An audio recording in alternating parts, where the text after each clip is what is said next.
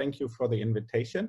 So my goal today is to talk a little bit about one direction that I think is pretty important also for the topic of the workshop, but it's also embedded into a more global story or vision that I have, which is this towards the third wave of AI. So I guess I don't have to explain that data is pretty exciting. And with data, you can do a lot. And it seems to be that many people start now to agree on it, not only in computer science, but in particular in other disciplines and even in society and of course also in business. However, although it's preaching to the choir here, to make this point very clear, data is not everything. And I really do not want to hear in the future anymore in the news that AI is just about data. I mean, the current breakthroughs are maybe based on AI, but there are other breakthroughs that are maybe less on data and much more on model and interesting algorithms and understanding in general what is intelligence. But generally, what we have to do, and this is a program that was laid out by DARPA, and you can also find it in UK, and actually if you read all the new programs in the EU, you can see that this third wave of AI, so after handcrafted, now we experience learning, getting to more human-like, but not human equivalent.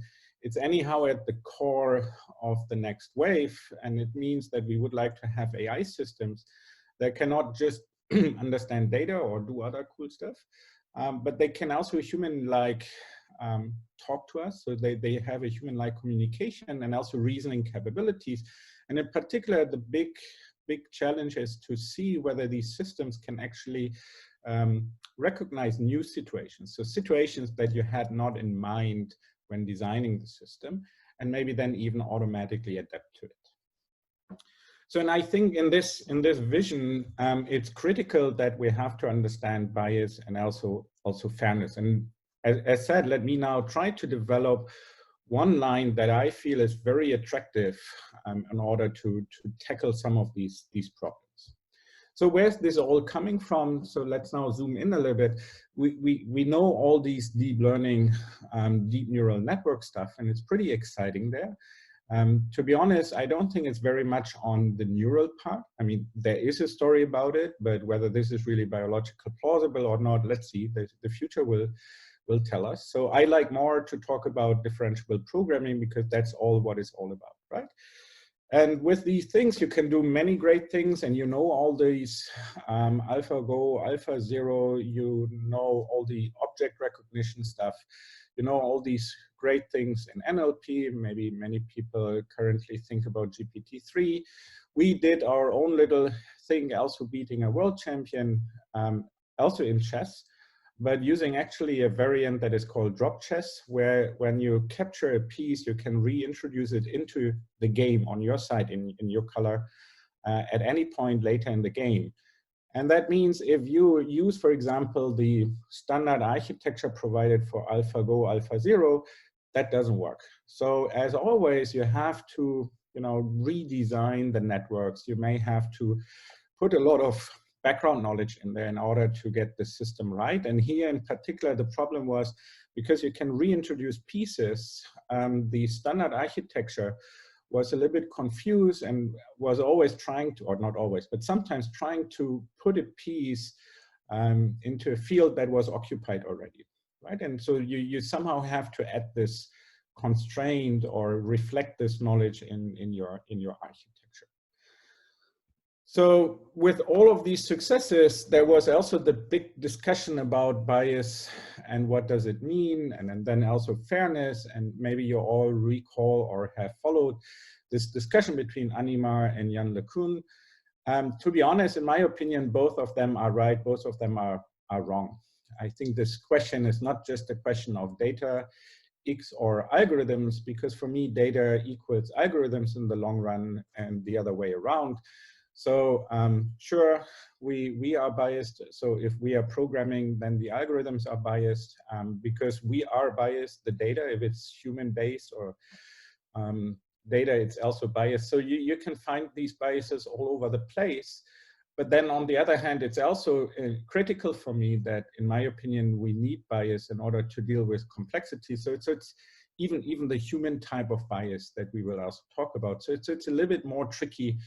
And I think we should not just blame AI. We should not just glorify AI. We should just treat AI as what it is. It's a scientific field, and there are interesting challenges that we should tackle. But let's dive a little bit deeper, right? So what are the typical biases people are talking about? So on the one hand, you may not say it's a bias, but it's this question of what are these networks really doing? And you can get these adversarial examples easily. I very much enjoyed the paper. Sorry, there's someone ringing at my door.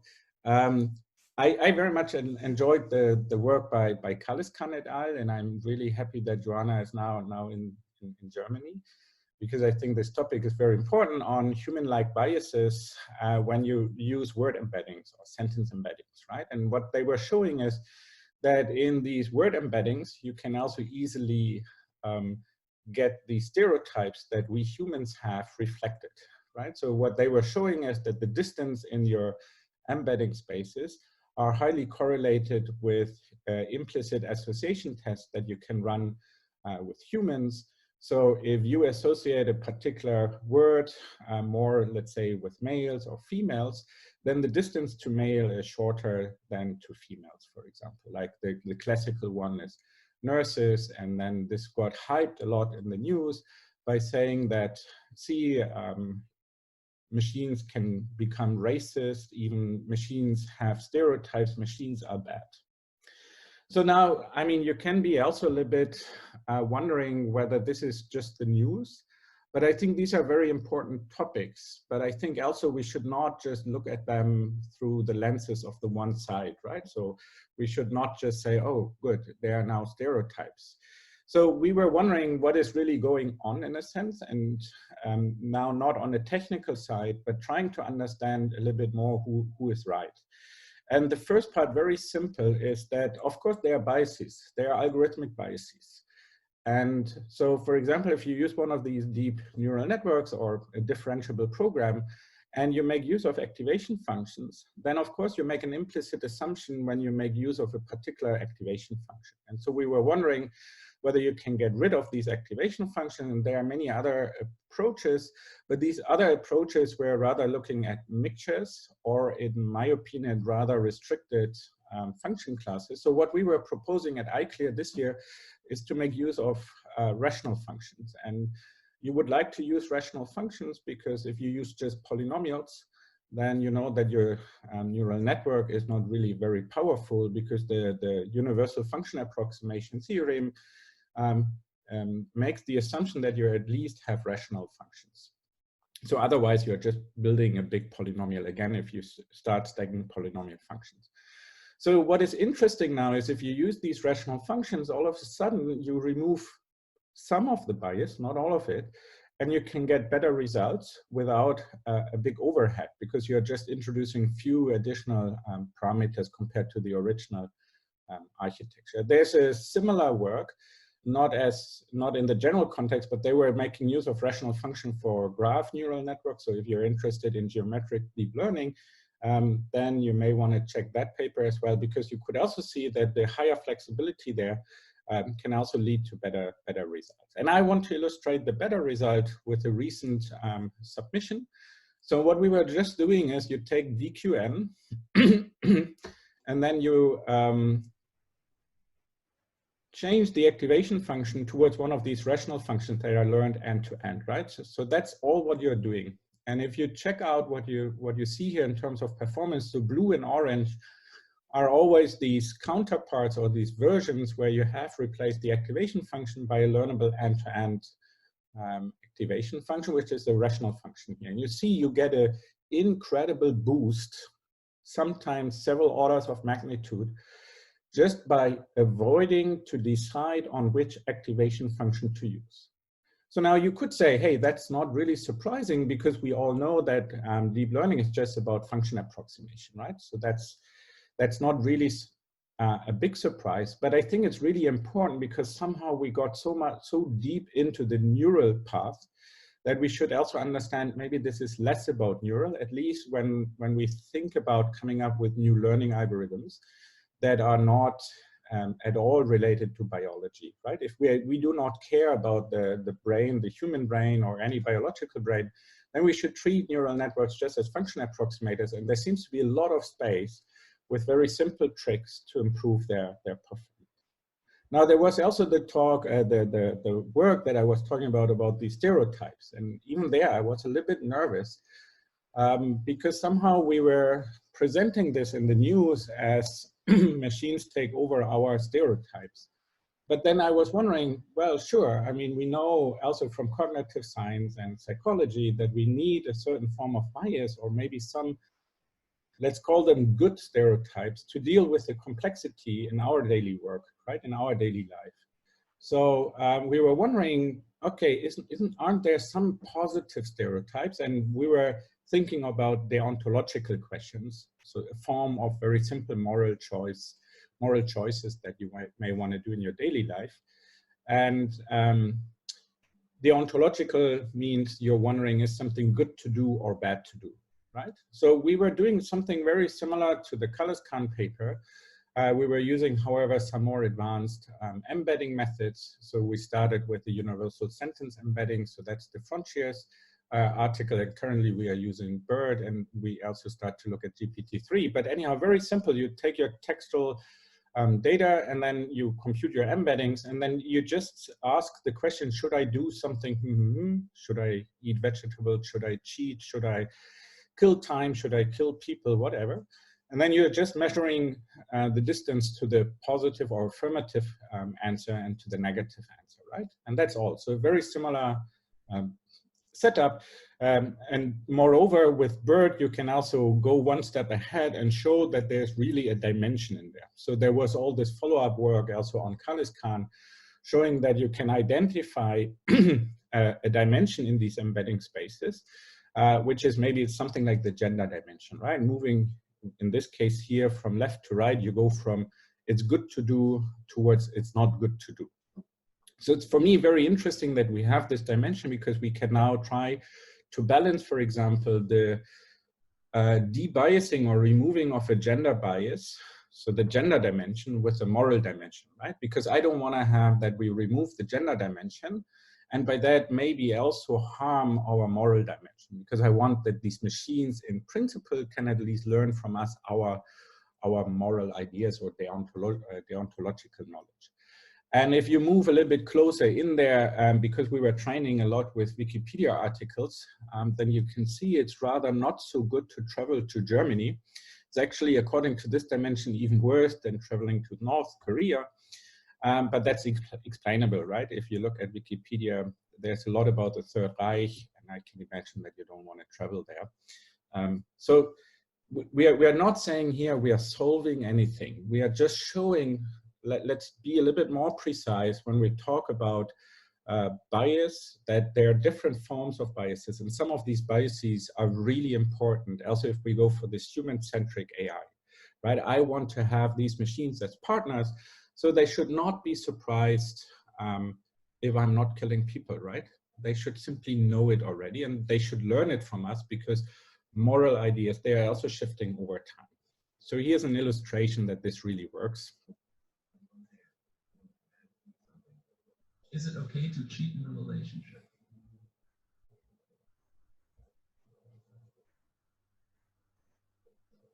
No, it is not. Do you have another question? Is it okay to let robots make moral choices?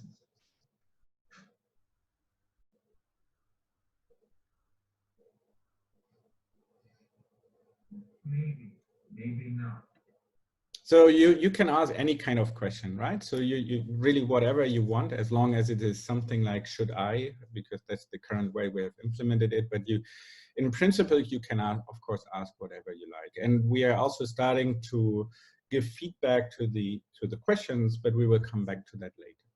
So overall, I think what is much more important than just talking about bias per se, it's this general question of how can we trust now without any formal definition here a deep neural network? And that's maybe less about the experts, about us developing these algorithms, but it's particularly if we really want to have these machines become partners of humans, then they have to interact with non-experts, right? So this big question of how to trust, how to debug, if you take a software engineering perspective, how to debug in a sense your deep network is really important. And there has been a lot of work. Here's just one of them, which is this idea of making use of here relevance propagation. So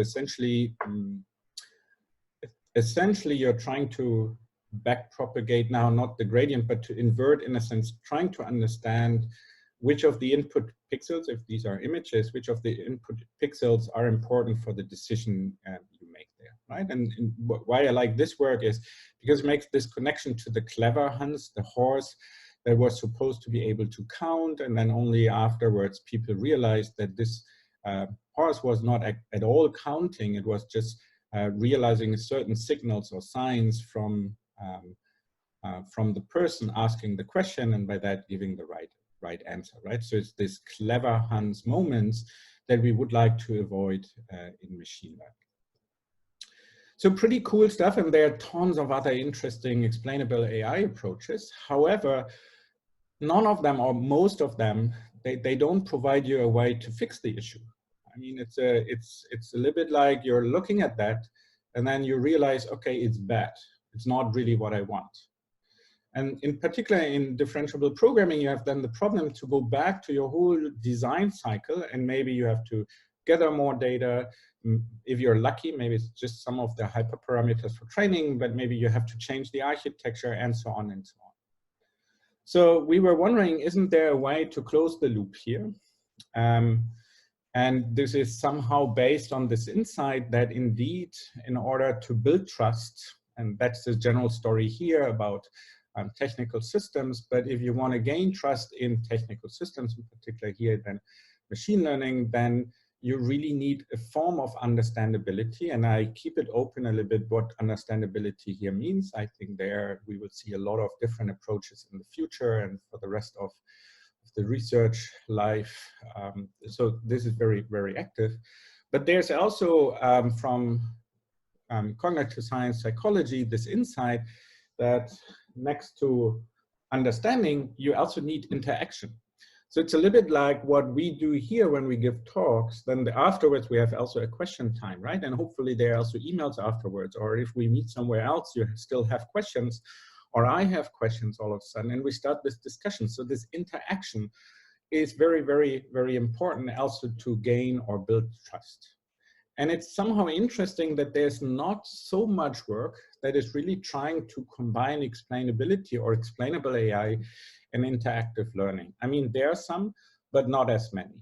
So we were wondering, can we come up with what we now call explanatory interactive learning? And the real work was done here by Stefano Teso that we presented at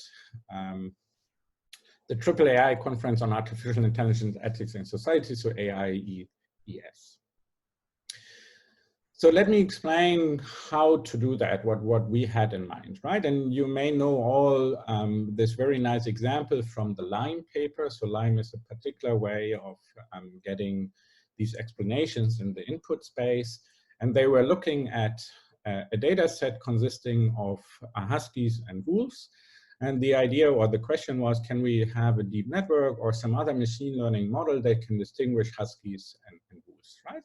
And you train your system. But now what they were doing is they were realizing they get high predictive performance, so accuracy was pretty high.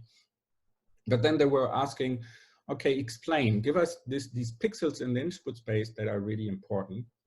And then they were realizing that actually, indeed, they were making the right predictions, but for the wrong reasons, right? They were essentially figuring out that in the husky case, the decision for husky was just based on the snow in the background. So the system was looking at a confounder, didn't really understand what is a husky in particular in comparison to a wolf, and was rather making use of the snow indication in the background and then basing the decision on that. So now our idea, as well as, for example, Finale Doshi and their group, was to say, okay, so let's make use of this feedback that a user, an expert, let's say an expert at least, could say, okay, indeed, it is a husky, but not because of those pixels, right? How can we provide this feedback and make use of this feedback in order to close the loop here?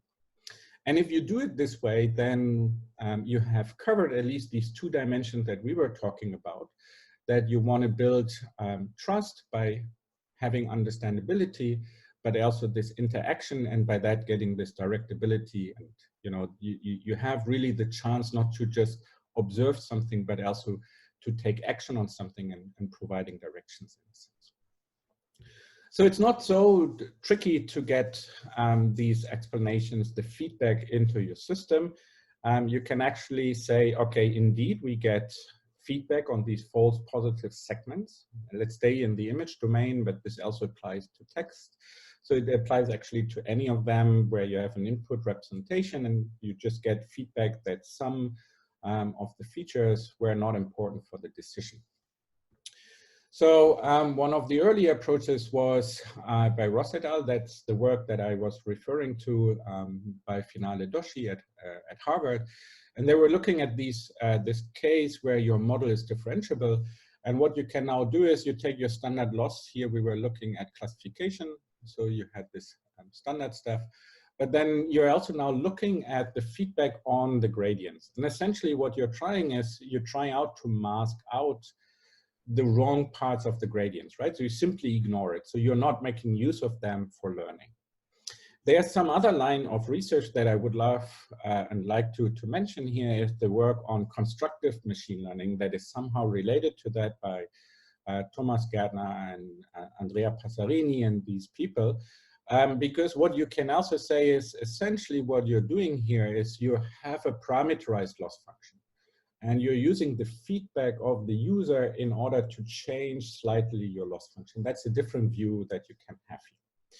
But the little downside of the differentiable loss, the right for the right reasons loss here, is that you assume it's differentiable. So a little bit like lines, we were wondering how can we do a fully model agnostic approach here so that you can essentially apply any kind of machine learner here. And so our idea was that you use the explanations, and now for the parts that you should not use, you are just generating a little bit like data augmentation, several versions of the same image, and trying to randomize the pixel values for those parts that you're not interested in. So it's a little bit like what people are doing in parameter stability tests and permutation tests in statistics, right? So you just try to indicate by having these random pixel values that these dimensions, these features are irrelevant. There is no correlation. You hope that there's no correlation to the class label. So very, very simple. And yes, it works. So here we were looking at a very simple data set, fashion amnest.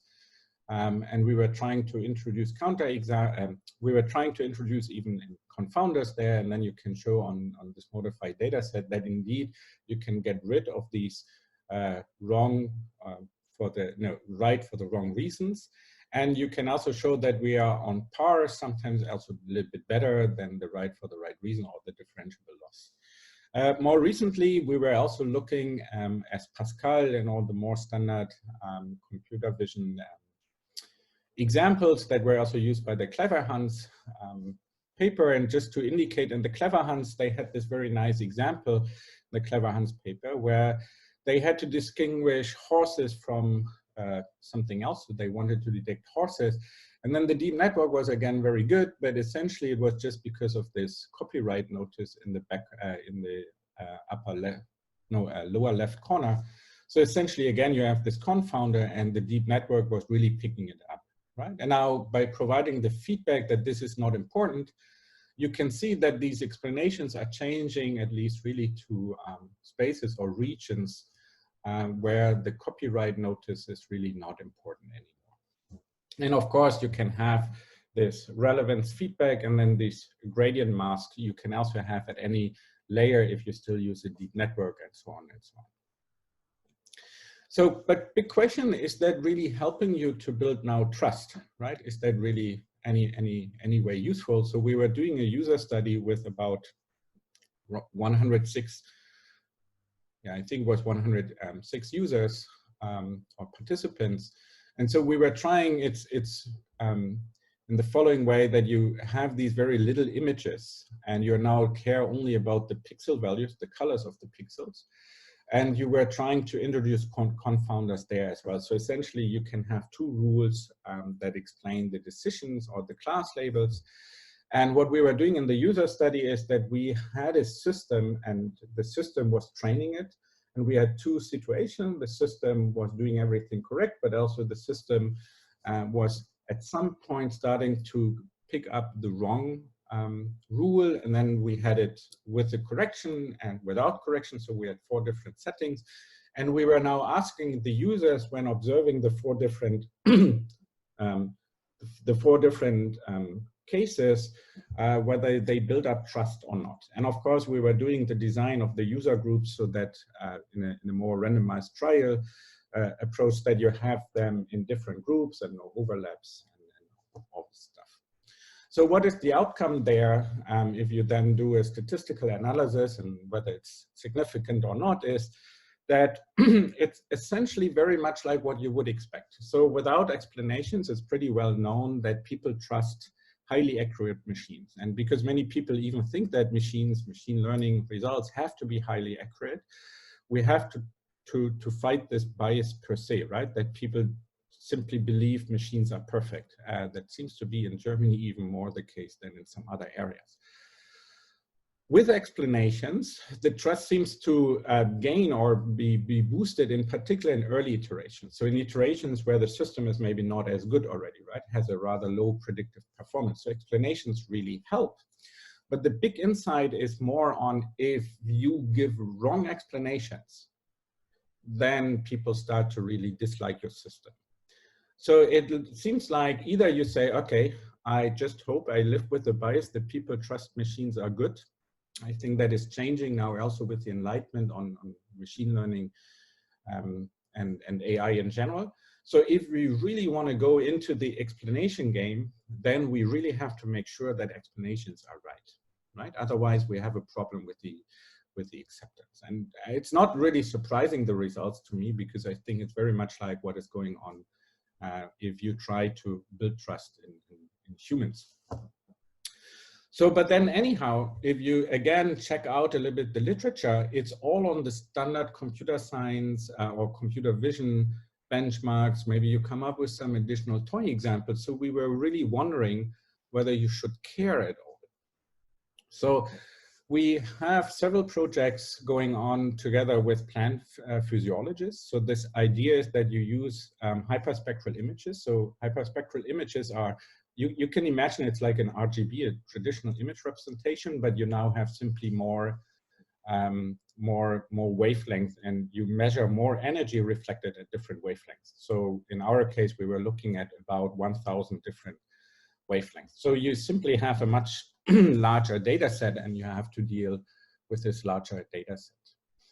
And we got examples there, real, so there are plants and they are living on what is called agar. It's this fluid kind of stuff that you can see here, and you use that in order to have these, leave these tissues, the plant tissues, to stay alive, right? Because you want to see how they react to certain stress over time.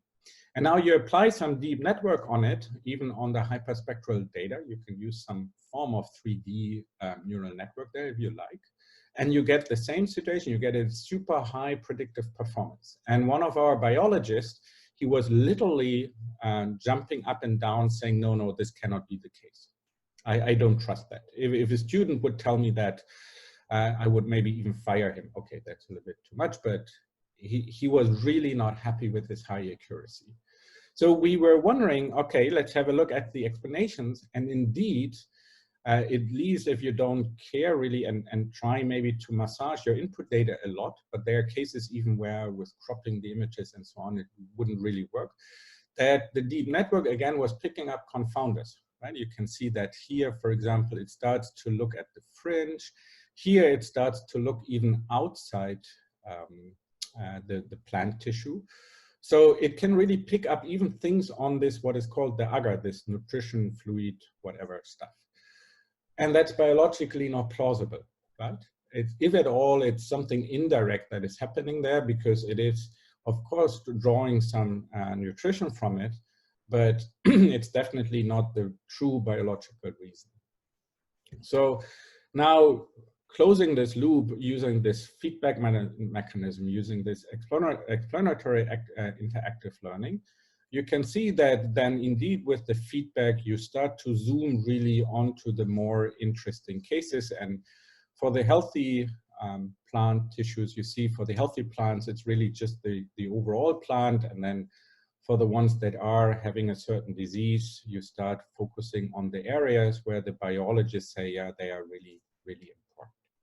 So my main point here is really, first of all, I can only encourage, which is happening anyhow, but I would love to encourage more and more of our community to reach out, to go for interdisciplinary research, to really work with others, because you get all these exciting examples and challenges for free.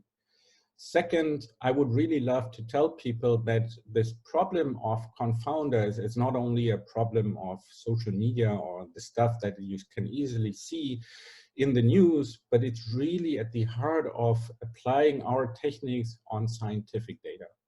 And it's so exciting. If you think of the breakthrough on the Higgs boson, there was machine learning, forms of machine learning used, right? So you can really help to make scientific breakthroughs. Moreover, in these, if you start working with, not in all cases, but in many cases, if you start working with natural scientists, then actually predictive performance is not everything. Because again, of course, if you start now applying the stuff, then maybe your predictive accuracy is dropping a little bit. Here we were actually showing if you use, so this is on RGB versions of our data, and this is really the full hyperspectral data. On the hyperspectral data, you can even show that you can improve overall the predictive performance. On the RGB, so you have a lower dimensional input space, you can show in comparison to the hyperspectral one, you can show that you may drop in performance, but that's also to be expected, right? No one is telling you if you eliminate these confounders that you stay at the same performance. But working with natural scientists is really that you're not just care about the predictive performance, but you also want to get insights. And if you now really try to look at the explanations and even do some clustering on it, you really get the variety of different explanations, or let's say clusters of explanations of phenomena, biological phenomena that go on, that the biologist would really expect, right? So without your just getting something like background in healthy tissue, and then all of a sudden when you start providing the right feedback, you're getting that, okay, there are these spots where, you know, the disease starts to kick in and the plant is still fighting, but then there may be also later on the spots where really the disease kicked in and it's the big fight, and then you can even get, depending on how you cluster, the ones where the spots are essentially dead. And it's important because you then want to analyze these pixels and look at the hyperspectral signature. So this is now a single pixel, and typically in an RGB image, you would have just RGBs, so 3 of these wavelengths, and here you have now these about 1,000 wavelengths, and they want to look at it because these wavelengths tell you something about the physiology going on in the plant. So different wavelengths. So here, for example, you're checking chlorophyll, so you have a lot about the color in there. At higher wavelengths, you're looking into water. At other ones, you're looking at, I don't know, iron and other insights, right? So they cover really biological. So this is the first part that I think we have to tackle. So while I like that we also, of course, work on all these methods to debias, it seems like by putting in the human into the loop, you get a certain form of debiasing for free, at least if you have the right experts at hand. But I don't think that this is the full end of the story, because it's also a little bit, well, if I think about explainable AI, and I hope I made the connection now that explainable AI and correcting biases and maybe even fairness, we haven't done work there. are connected, then it's also for me sometimes a little bit strange, because I feel this explainability question of a standard deep neural network is a little bit ill-posed. Very much like maybe you recall abductive reasoning in logic. So you have an implication and you know that something that has been applied is true, and you ask now for the reasons. You also know it's ill-posed, right? Because you simply know that it's not an equivalence relation.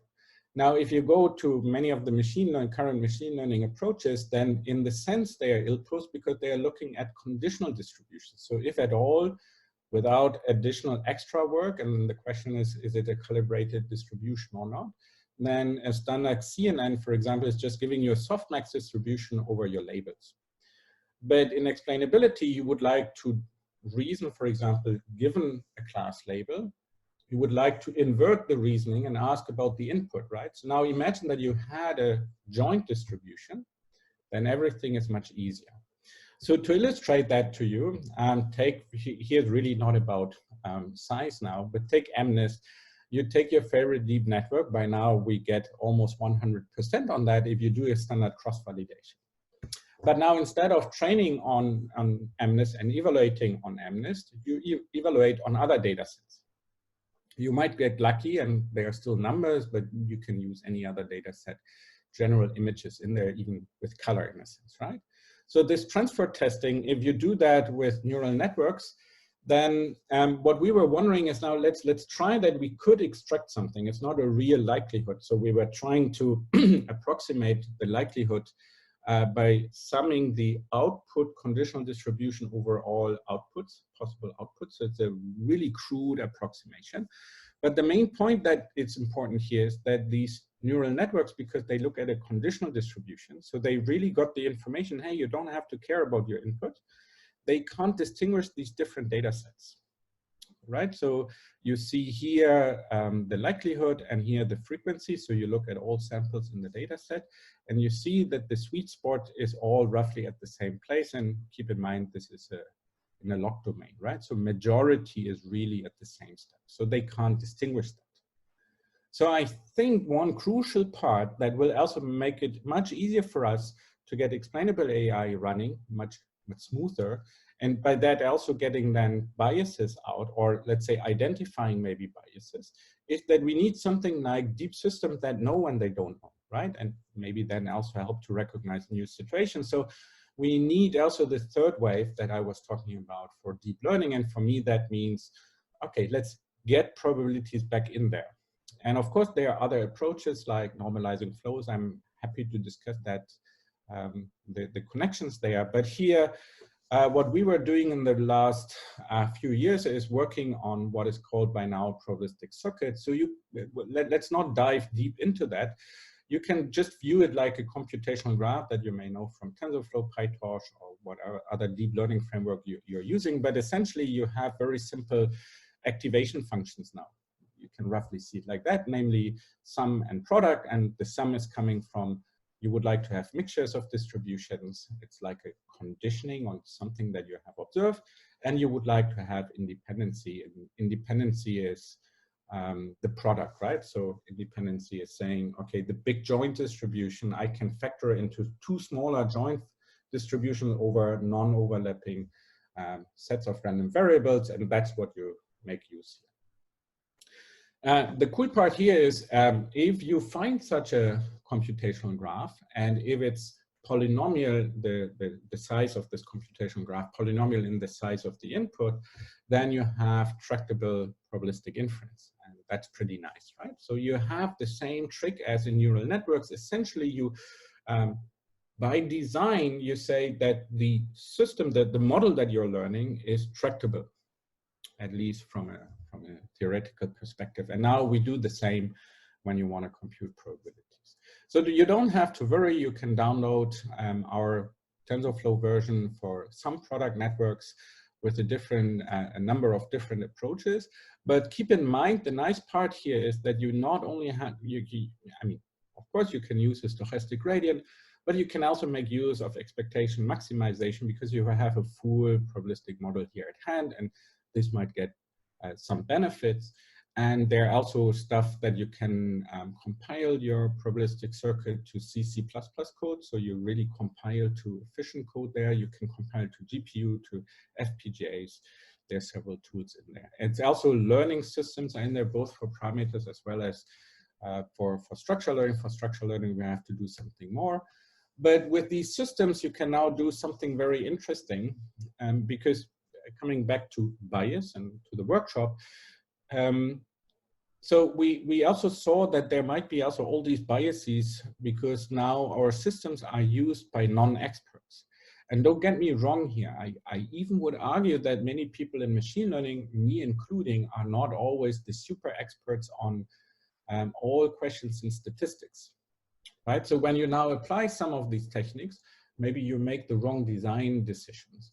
And so there's this interesting work on the automatic statistician, or you can also say AutoML, which is trying to help non-experts in using, let's say, statistics, machine learning in the right way to assist them, right? And so here we were using, we were wondering, can we now come up with a fully generative model, a joint distribution, if your data set looks like that to you? So you're a little bit colorblind, right? So you don't care about Gaussians, you don't care about exponentials or gammas or whatever.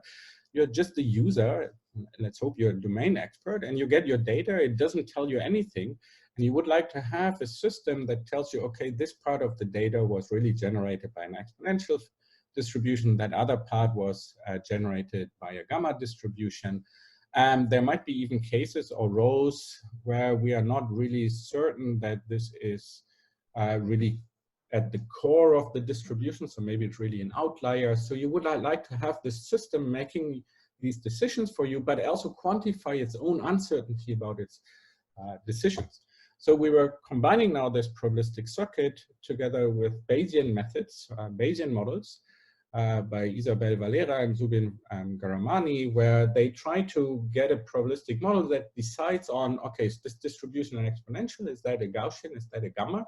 And by that also quantify the uncertainty. So it can also tell you the probability that it thinks it is really this system. So you really get this together.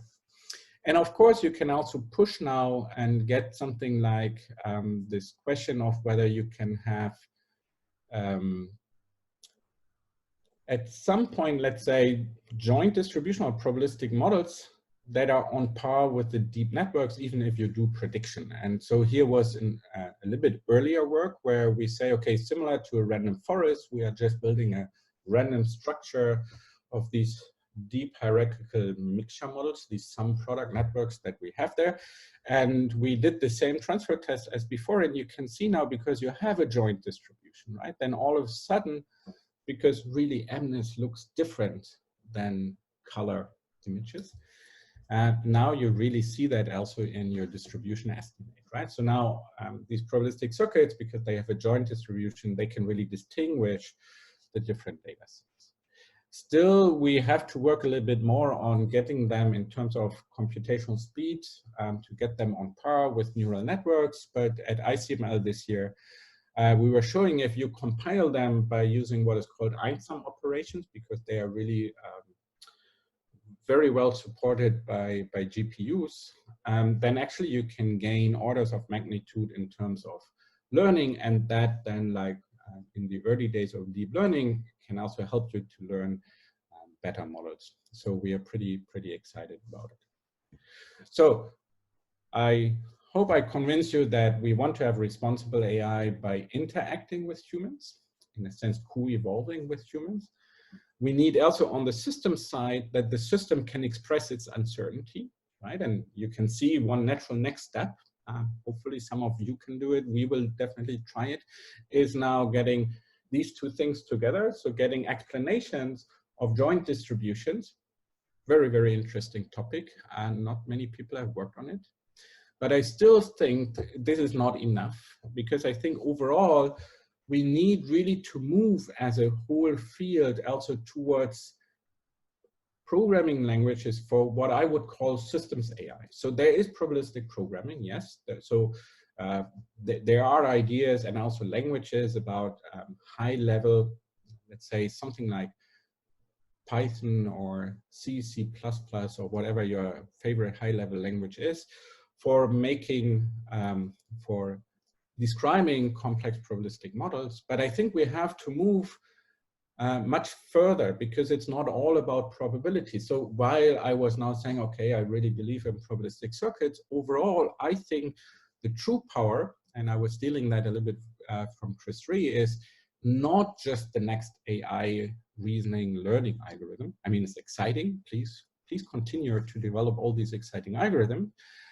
But in many of the applications, and also in these scientific applications, maybe it's even more important to rapidly combine these existing algorithms already. So how can I get a deep network and I can combine it in a safe way with a probabilistic circuit, or even with some logic program, or with some, I don't know, random forest, or some dynamic programming. And so this is really, really important. And what I mean with in a safe way is, again, sure, we can always do it, but let's face it, everyone wants to use machine learning. So we really have to tackle the challenge that also the biologist, in our example, can build these complex AI systems. And I don't think that the biologists really want to think about, how can I combine a deep network with a probabilistic circuit? Do I have to use reinforce? Do I have to use an implicit differentiation approach? Do I have to now come up with differentiable versions of dynamic programming in general? I think this is our job, where we can provide it in a general language so that you can specify the more complex model, and all the rest is done automatically. And I think this is also very important to come up with what is called hybrid AI. And I just want to illustrate before concluding the talk with a few examples that hybrid AI, in my opinion, is really the big issue in the future. It's really where you can make so exciting contributions. So let me illustrate that to you. So here we were looking at the attend infer repeat model. So it's about unsupervised scene interpretation. And what Hinton and his group were doing is they were starting with a probabilistic model. Let's not go into detail, but this probabilistic model is trying to define how should an image look like, right? So an image is composed of objects, several objects, and then these several objects, so here you have one object, a second object, they are getting combined in order to form a single image. But then, because probabilistic inference is hard, they are making use of neural networks now in order to invert the reasoning, right? So here you have a generative model that is going from the object to the image, but in your inference task, you have to go from the image to the objects. And that's very hard, this inverted reasoning here. And so what people are doing a lot is now something like what is maybe called neural variational inference. And that means you're essentially making use of a neural network to not solve again and again a variational approximation, but you train the network essentially to directly give you the answer in a tractable way. And they were using of variational autoencoders in here. So now our idea was, let's replace the variational autoencoder, right? So they want to get a probability there, but a variational autoencoder can only give you the probability by sampling. Now we were replacing this variational autoencoder by a probabilistic circuit, in particular some product network, where you can get the probability by one pass, right? You just one pass and you get the probability. And this speed up is really amazing because you can get, again, several orders of magnitude faster compared to a neural network. But you can also show now that this time you're gaining there, you can spend in order to make this model more robust, more complex again. And so here we were spending it then a background model, and I hope you can see it here in the background. You have this noise, and because the standard neural network has no idea about the background model, it tries to explain the background as a whole object, but because of that, it has to say the whole image is a single object. In our case, we can still figure out easily the different objects in there, right? Because we can explain the rest as background, as noise in the background. Moving on, we were then putting on top of these new hybrid attend infer repeat models, we were putting then on top, again, a classical structured model, nothing else than an HMM, in order to show that if you really want to have systems that learn now physical laws from videos, that there is benefit, of course, if you provide your bias in there, that you know it has to be a temporal model, and we know that not everything is influencing everything, and you can have faster inference algorithms and so on. So what you can see here is, so you have these three balls here, and the question is whether you can predict the future. And what you see here are actually the predictions. It's something like, I don't know how many frames we have used here, but in general, we were looking at 80,000 predictions into the future. And this is the truth. This is our system, and you see it's pretty close. I mean, of course, you cannot easily be perfect because of this. It's almost chaotic, almost. And here you see two recent neural approaches, and you see they diverge much faster. And these are super simple baselines, just for the sake of it. So there's real benefit in putting these different systems together. So with that, I have really shown you our recent interest in different parts of AI that I hope will converge soon in order to contribute overall to different aspects of current machine learning and AI to make them simpler, because I think really by combining different things, and in particular putting the human into the loop and making deep learning aware of what it doesn't know, or the deep networks, we can achieve a lot. And therefore, I will conclude now with a very sorry for that advertisement, because this vision of the third wave of AI and trying to keep or gather these different ideas and keep them together is also reflected in the Hessian Center for AI that we just founded a few weeks ago, which involves 13 universities. We will have 20 new AI professorships. We have already 22 founding members. We are part of CLAIRE. We are part of ALICE. We will have a decent, I think at least decent compute infrastructure, like at least 10 DGX2. Actually, I think it will be more like 15 or 20, maybe even coming up with NVIDIA for a supercomputer. And this is the main campus will be in Darmstadt. And I just want to say it's not about just Darmstadt. Of course, we will hire soon on all levels, not only the professorships. But my main point is really that I feel we are in such an exciting time to rethink computer science through the lens of AI, because I think we really need integrative research from so many disciplines already in computer science, so all of computer science. But then also look at the set of set of invited speakers here at the conference. We really have to get in touch with all the other disciplines, right? And in the AI center, in the Hessian Center, we also have computational cognitive science implemented. We have a twin center on ethical aspects. And so really, it's so exciting, but really let's not just focus on one aspect. Let's try to have a big picture. Thank you.